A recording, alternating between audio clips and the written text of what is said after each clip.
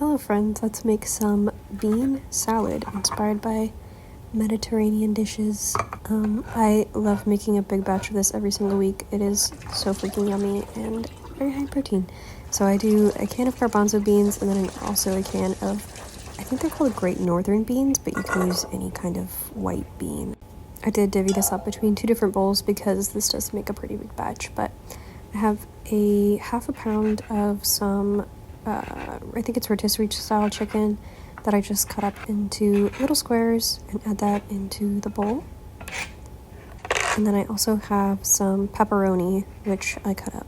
And these are the two meats that I add to the salad. I don't add any other meats. They're just really yummy. And then this time I'm trying out some marinated artichoke hearts. Usually I just do plain, but I thought this might add a little bit more yummy flavor. So again, just chopping them up into little pieces.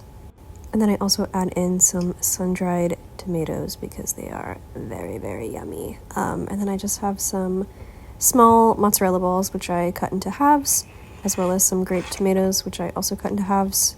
And then I chopped up a pretty good amount of baby arugula. I freaking love arugula. I put it in everything. But this is just to add a little bit more veggies into the salad. And then I also cut up a shallot and added that in. I think I used just half a shallot for the whole thing. And then I add some red wine vinaigrettes into here. I think I used 2 of those little packets. And then I also drizzle some of the sun-dried tomato oil in there. And that is what I use as the dressing.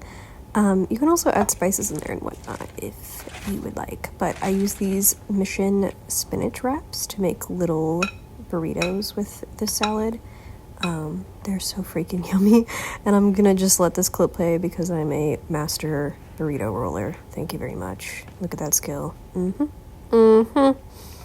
Yeah. All right. Anyways, there's my lovely, delicious little burrito. Enjoy.